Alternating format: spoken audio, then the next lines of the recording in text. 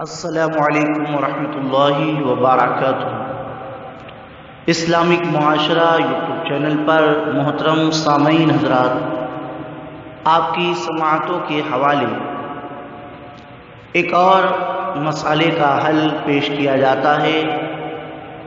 عوام میں یہ بات مشہور ہے کہ ماں سے دودھ بخشوانا، معاف کروانا بہت ضروری ہے، اور اگر ماں کا انتقال ہو جاتا ہے تو قبر پر جا کر مٹی اٹھا کر دودھ معاف کروایا جاتا ہے، یا کوئی عمرہ کے لیے جائے یا حج کے لیے جائے تو اگر ماں زندہ ہے تو اس سے دودھ بخشوا لے، اس کے بعد ہی جائے، ورنہ حج قبول نہیں ہوگا۔ کیا اس طرح کی باتیں صحیح ہے؟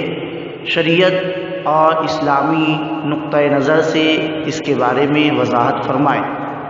جواب سماعت فرمائے۔ ماں سے دودھ بخشوانے کو ضروری سمجھنا یہ جاہلانہ خیال ہے، جاہلانہ تصور ہے، لا علمی اور اسلام سے دوری کا یہ نتیجہ ہے، کیونکہ اپنے بچوں کو دودھ پلانا ماں کا حق ہے، تو مائیں دودھ پلا کر اپنا حق ادا کرتی ہیں، نہ یہ کہ بچوں پر قرض کا بوجھ ڈالتی ہیں۔ البتہ بچے پر یہ ان کا احسان ہے کہ جس کی وجہ سے اللہ نے ان کو بہت اونچا مرتبہ عطا فرمایا ہے، اور اولاد کو بھی ماں باپ کے ساتھ اچھا حسن سلوک کرنے کا حکم عطا فرمایا ہے۔ شریعت میں دودھ پلانے والی کا دودھ پلانے والے پر کوئی مطالبہ نہیں، اس لیے دودھ بخشوانا کوئی شرعی حکم نہیں۔ اس کے علاوہ بھی اولاد پر ماں کے بے شمار حقوق ہیں۔